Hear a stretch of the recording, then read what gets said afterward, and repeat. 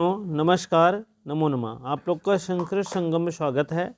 आपका YouTube channel पर संस्कृत संगम का स्वागत है।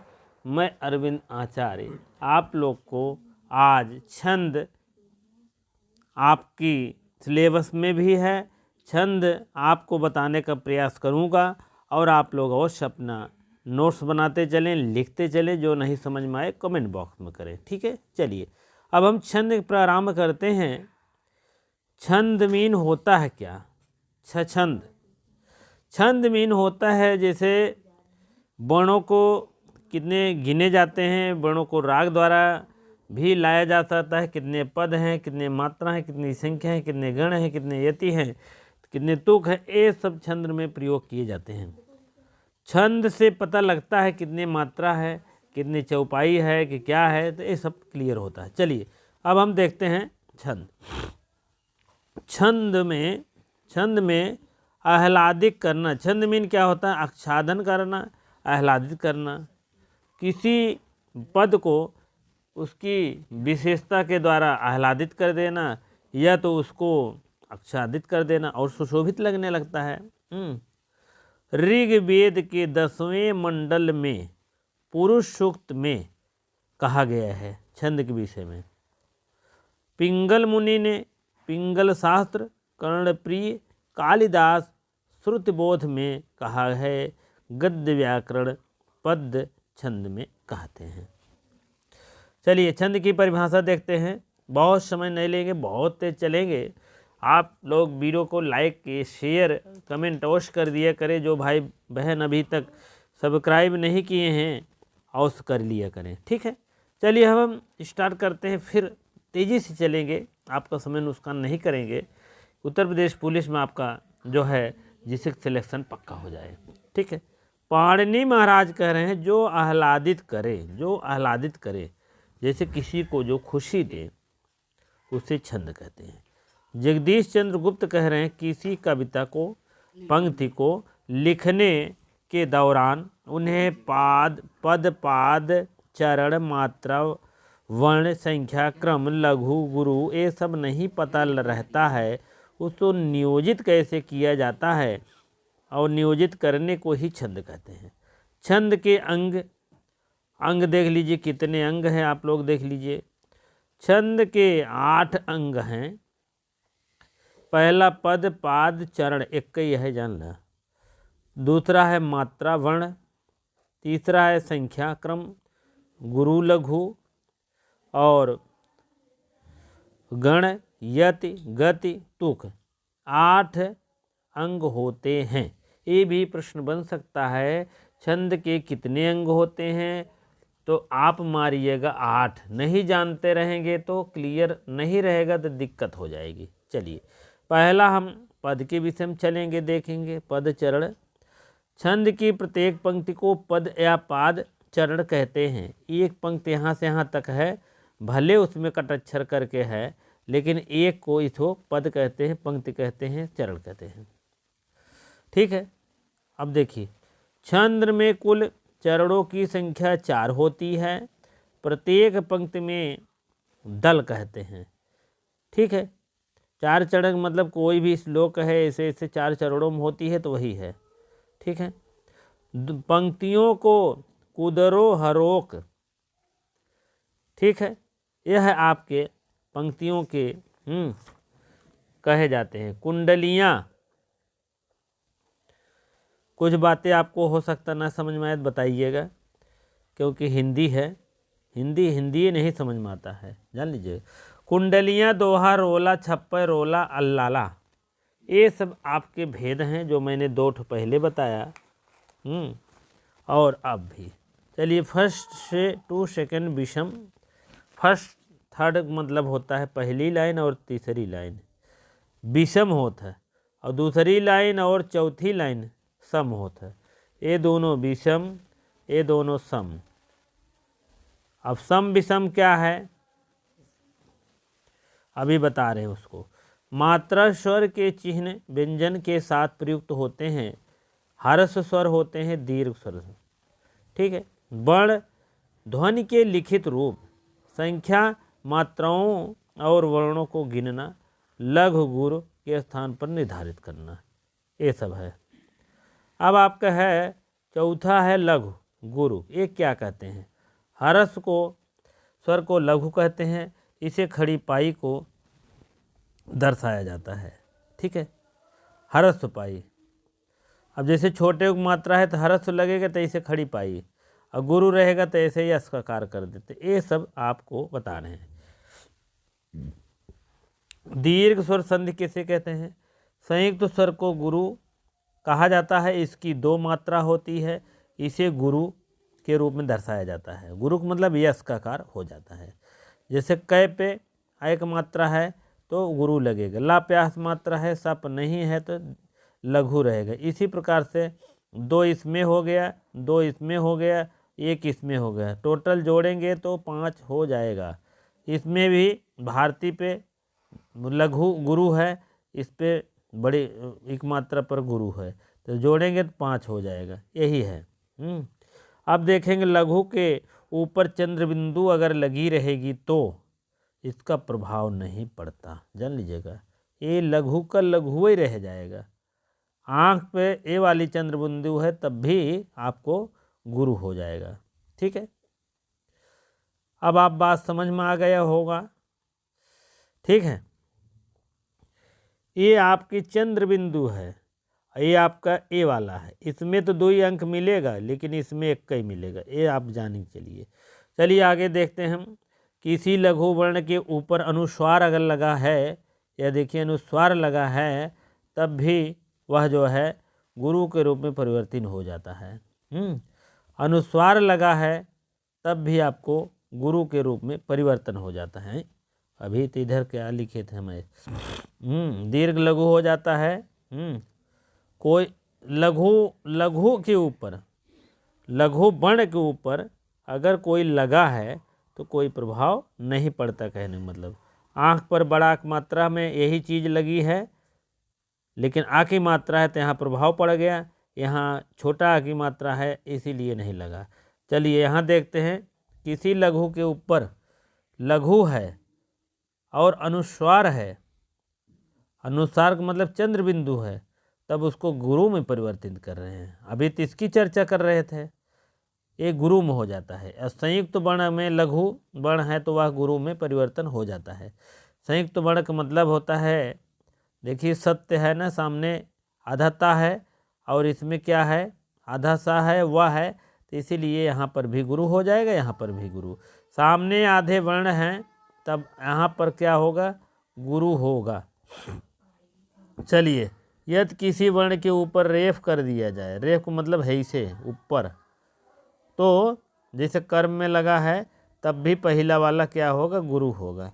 अगर यही रेफ नहीं होता तो क्या होता, पहला छोटा हर्ष होता है। अब कार्य में भी रहेगा। ठीक है, यदि किसी लघु वर्ण के साथ आगे विसर्ग है तब भी क्या होगा, दीर्घ ही होगा। दुख है अतः है। ठीक है, ये सब नियम कानून है आपको सीखने के लिए, नहीं तो आप लघु और गुण की जो है नहीं भेद जान पाएंगे। ठीक है, यदि हलंत के पूर्व कोई भी लघु वर्ण है तो गुरु में परिवर्तित हो जाता। हलंत माने हलंत, जैसे का में हलंत लगाएंगे तो इसमें हलंत मतलब आधा का, इसमें आ अलग से डाला जाता है एक एक स्वर, तो का पूरी तरह से पढ़ा जाता है। जैसे जगत में ता हलंत लगा है तो इसका कोई वर्ण वह गुरु में परिवर्तित कर देते, उसके पहले वाला तो गुरु में परिवर्तित कर देंगे, उसके स्थान पर कटम कुट्ट कर देंगे। ठीक है, बात समझ में आ रही होगी।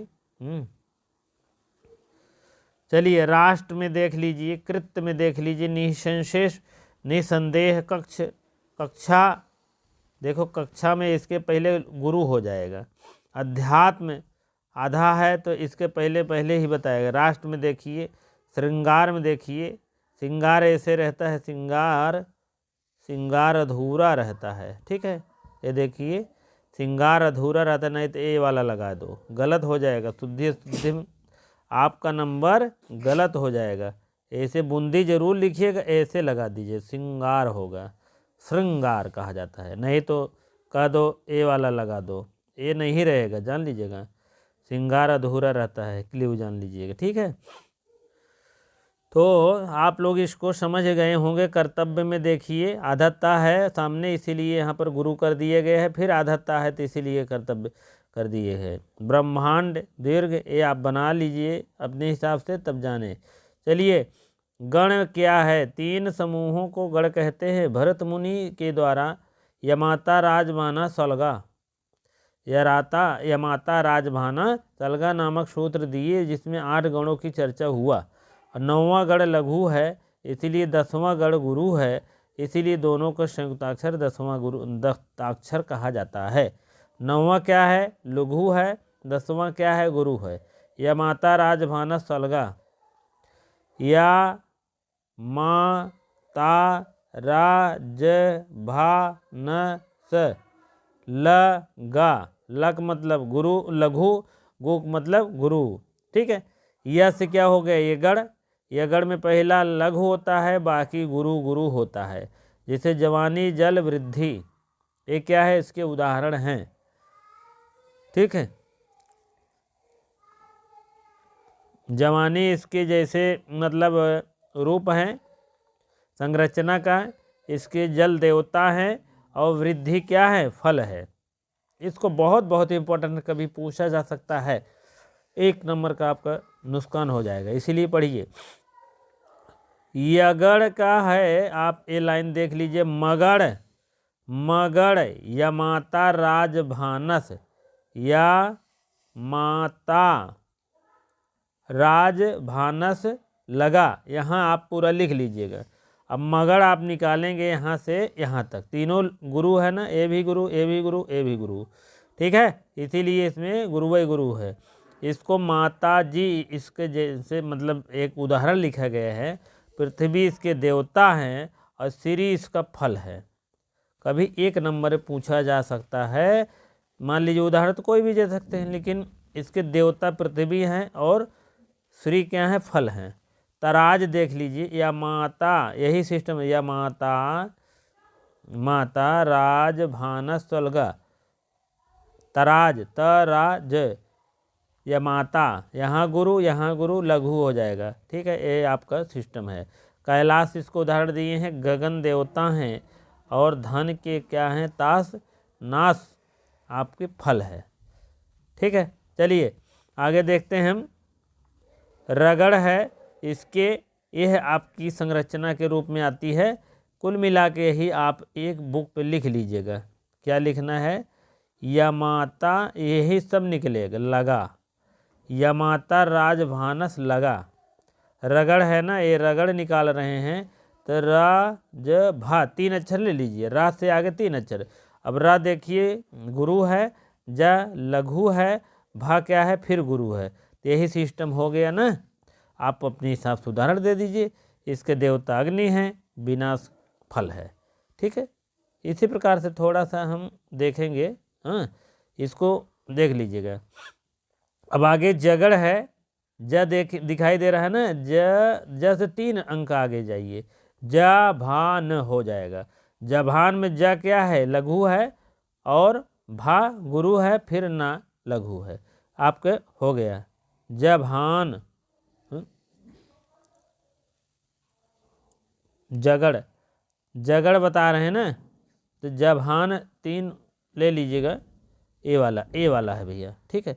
तो जवान इसका उदाहरण हो गया। सूर्य इसके देवता है, राग इसके क्या है? फल हैं। अब भगड़ में देख लीजिए, भानस, ये देखिए 3 अक्षर, भा से आगे 3 अक्षर जाइए, भा गुरु है, और बाकी लघु लघु है। आपका भारत हो जाएगा उदाहरण, और चंद्र इसका, और यश इसका फल।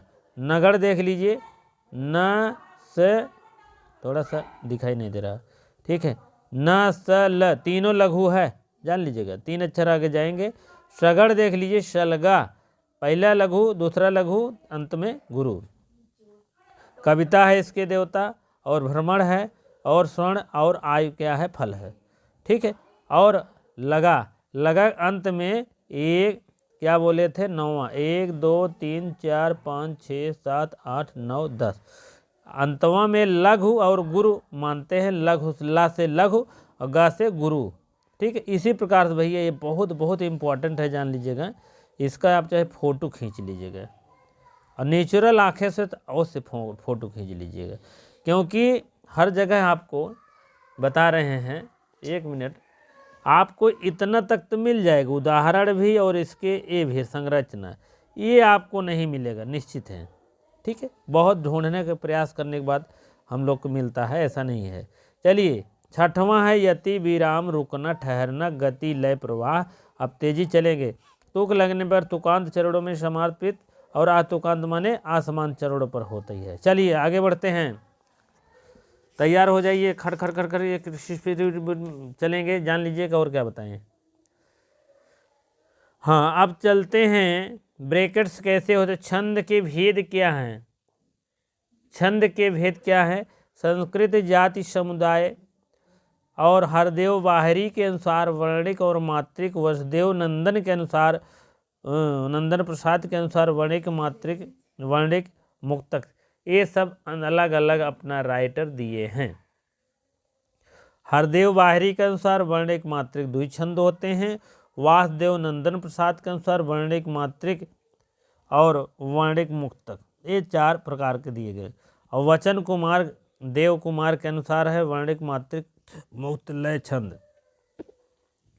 उसके बाद विपिन चंद्र हैं, लूसेंट, अरिहंत, ये सब के अनुसार आप देखेंगे। और वर्णिक, मात्रिक, मुक्तक, ये सब अपना अपना भी मणत दिए हैं। वर्णिक छंद है गणना के अनुसार सम और साधारण और दंडक, अर्ध, विषम। ठीक है, अब साधारण क्या है? साधारण देख लीजिए, छंदों के 1 से लेकर 26 वर्ण होते हैं, वर्णिक क्या है। प्रमाणिक 8 होते हैं, वसंत तिलका 14 होते हैं वर्ण, स्वगता, भुजंगी, शालिनी, इंद्रवजा, उपेंद्रवजा, इसका भी 11 होते हैं। वंशज, भुजंग, प्रयास, द्रुत, विलंबित, तोटक 12 वर्ण होते हैं। मालिनी में 15 वर्ण होते हैं। रसई रुद्री छिन्न यमन से भैलाग शिखिरड़ी। ठीक है, इस टाइप है। इसके राग भी है, वही बता रहे हैं। देखिए 4-6 राग जानते हैं। ओक्तावसन से तिलका तब जा जगुआ। और आपको बता दें इंद्रवज, शादिंद्र व्रजा यदि तौ जगौगा, शादिंद्र व्रजा यदि तौ जगौगा। ननमयुतेयम मालिनी भोगिलोकै, ननमयुतेयम मालिनी भोगिलोकै। इस टाइप है। 4-6 राग जानता हूँ भैया। पंचचामर है। मंदाक्रांत, मंदाक्रांत जलधि सड़ गई, मभो न तो ताद गुरु चेद, रतई रुद्रई छिन्न यमनश भैलाग शिखिरड़ी। सूर्याश्वैर्मश जशत तस्त गुरवः, शार्दूल विक्रीडितम। ऐसे है भैया, अभी टाइम आपके बहुत जाएगा। ये सब आपको बता दें, इतने इतने छंद हैं। और पंचचामर चंचला 16 है, मालिनी 15 है, शालिनी बहन मालिनी है, वो भी 15 है शालिनी। मंदाक्रांता शिखरिणी में 17 वर्ण होते हैं, यति अलग अलग होती है। शार्दूल विक्रीडितम 19 वर्ण, श्रगधरा 21, सवैया 25-26। ये आप जल्दी से चलेंगे। दंडक छंद कहते हैं 26 वर्ण, और धनाक्षरी और उपाक्षरी 32, देवाक्षरी, वही सब ज़्यादा पूछे जाते वर्णिक है छंद है, होना अनिवार्य है। और मात्रिक छंद बहुत कम पाए जाते हैं, मात्रा गिना जाता है। लगभग सम मात्रिक होते हैं, और विषम मात्रिक, अष्टमात्रिक, ये सब भी पाए जाते हैं। अब देखिए सम मात्रिक क्या है। जिन मात्रों में, जिन वर्णों में, जिन छंदों में चारों ही समान होते हैं उन्हें सममात्रिक कहते हैं। जैसे चौपाई है, रोला है, दिक्पाल है, रूपाला है 24 है, गीतिका 26 है और शार 28 है। हरि गीतिका 28 है, वीर आल्हा 31 है और राधिका 32 है।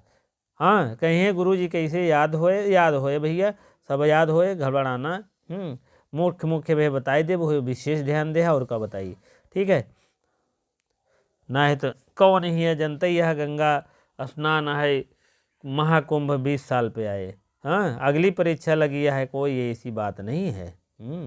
चलो सममात्रिक और 32 है, दंडक 32 है, अर्धिक अर्धचंद्र है, फर्स्ट और third, first second third four. First second में क्या है, समान मात्रा रहे, इहुम इहुम समान रहे, ठीक है। चलिए दोहा क्या है, दोहा 13 होता है। थोड़ा सा जान लीजिए 13 दोहा कहाँ गया। प्रथम में 13 और सेकंड और चतुर्थ में 11।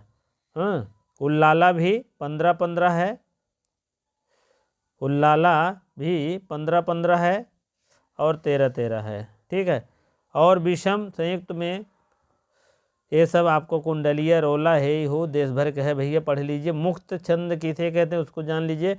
मुक्त छंद ये होता है जिसमें मात्राओं और वर्णों का कोई ध्यान ही नहीं दिया जाता है और कभी अपनी भावनाओं के अनुसार वो ठहराता है और छंद को रोकता है, चाल आगे बढ़ाता है। जैसे सूर्यकांत निराला लिखे हैं आज्ञे में, हरिवंश राय बच्चन लिखे हैं मुक्तक छंद के रूप में जूही की कली है, ठीक है। इसमें आएगा तो अवश्य मारिएगा। 3 हैं जान लीजिएगा कौन कौन, सूर्यकांत निराला आज्ञे, हरिवंश राय बच्चन और मुक्तक छंद कहे जाते हैं जूही की कली, ठीक है। और आगे देखिए, और छंदों का परिचय। चौपाही छंद फर्स्ट सेकंड तुक में 16 होती है और फर्स्ट और सेकंड में, कहने का मतलब 16 और थर्ड और 4 में क्या होती है, तगड़ जगड़ गुरु, ठीक है। इस टाइप 16 मात्राएं इसमें भी होती है, तगड़ गुरु, अंत में गुरु का प्रभाव पड़ता है, ठीक है। चलिए, जय हनुमान ज्ञान गुण सागर, जय कपीस तेहु लोक उजागर।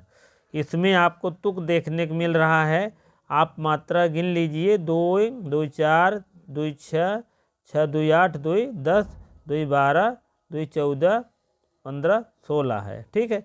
अब इसमें देखिए रामदूत अतिरिक्त बलधामा, ठीक है।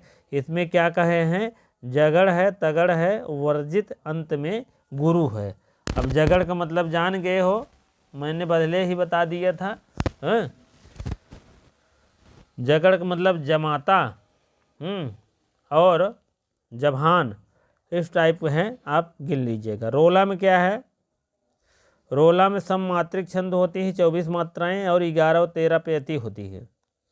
थोड़ा सा आगे बढ़ो, इसमें 13 और 11 होती है और उसके बाद सममात्रिक, सम माने समान मात्रा होती है और इसमें जो है 24 मात्राएं कुल होती है, ठीक है। पहले लाइन में और दूसरी लाइन में 13 11 की होती है यति, 13 13 11 11 और 13 13, ठीक है। उसी का दोहा को उल्टा रोला में होता है।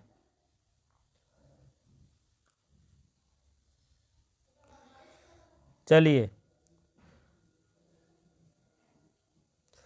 दिक्पाल एक है, ये भी सममात्रिक है, 12 और 12 पर यति होती है, ठीक है। गीतिका है, ये भी 26 पे यति होती है, 12 और 24, 12 और 14 और 12 पर। हर गीतिका 28 होती है, 16 और 12 पे यति होती है। और 12वें है अर्धमात्रिक, इसको कहते हैं, 12 और 7 पर यति होती है। दोहा पर देखिए 13 11 ना, वो उसी को उल्टा है। अभी जो मैंने बताया था इसको 13 11, ये वाला रोला का उल्टा क्या है, रोला का उल्टा जो है दोहा है, जानते रहिएगा। सोरठा देख लीजिए, ये भी है उसी को उल्टा, 11 और 13 ये भी है। और देखिए हो जाएगा। और उल्लाला भी वैसे है, 15 और 13 पे यति होती है। उल्लाला और 13 सोरठा दौरा 13 11 ये है ना, अरे 13 11 है तो इसमें 11 13 है, इसका उल्टा ये है सोरठा का, ठीक है, उसका भी है। चलिए छप्पा देख लीजिए, ये आपको ध्यान करना है। छप्पे में 6 चरण होते हैं। प्रथम रोला, प्रथम चार चरण रोला, 2 चरण लाला और नाभा। कहने का मतलब छप्पे में 6 चरण होते हैं। पहली लाइन, दूसरी लाइन, तीसरी लाइन, चौथी लाइन, पांचवी लाइन, 6 चरण होते हैं। इसमें जो 4 चरण है यहाँ से यहाँ तक का क्या है जानते हैं? 4 चरण रोला है और 2 चरण इसमें आप समझ लीजिए उल्लाला है, ठीक है, इसको को मिल करके बन गया है, ठीक है। कुंडलियाँ हैं देख लीजिए, विषम 6 और 2 चरण 4 चरण मिलाकर होती है, 2 चरण और 4 चरण, ठीक है। वर्णिक है इंद्रवजा छंद्र, वर्णिक है, वर्ण गिने जाते हैं इंद्रवजा उपेंद्रवजा 11 11 जो होती हैं। इंद्रवजा की ही व्याख्या उपेंद्रवजा है। 11 वर्ण होते हैं। द्रुत विलंबित देख लीजिए, ये भी 12 वर्ण होते हैं। मालिनी में 15 वर्ण होते हैं, डायरेक्ट होती है। मालिनी ये भी 15 वर्ण होती हैं। 15 वर्ण मतलब गिन लीजिए, 1 2 3 4 5 6 7 8 9 10 11 12 13 14 15 हो गया ना। तो 15 वर्ण ऐसे आप लीजिए। मंदिरा सवैया इसमें भी 22 वर्ण होते हैं, इसको भी याद कर लीजिएगा। आप यही वर्णव गिनिएगा, यही याद हो रहना चाहिए, और गिनना थोड़ा से भी जानते रहें। कोई भी उदाहरण दे देगा, कहेगा कौन सा वर्ण कितना है, तो आपको दिक्कत हो जाएगी। सवैया के 26 वर्ण, ठीक है। इसी प्रकार से आप लोग का लगभग समाप्त होता है। आप वीडियो को पूरा देखिए, पूरा लाभ उठाइए। वीडियो को शेयर अवश्य लाइक कर दिया करें। अब उसके बाद आपको हम अगले समय में आपको हम रस पढ़ाएंगे। रस छंद हो गया, रस तब अलंकार चलेगा, ठीक है। रस में थोड़ा सा और रस मिला देंगे हम आपको, मीठा हो जाए।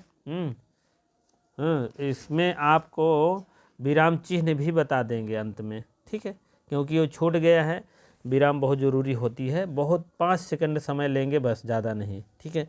आप ऊबा ना करें, आपको हम खुद जो है जल्दी पढ़ाने का प्रयास करते हैं।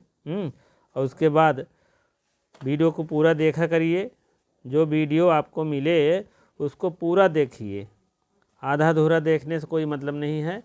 और आपका अपना चैनल है, जो आपको नहीं समझ में आए आप लोग अवश्य उस पर कमेंट करिए, ठीक है। कमेंट करिए और शेयर कर दिए करिए, शेयर और लाइक। उसके बाद आपका सब्सक्राइब करना बिल्कुल ना भूलें।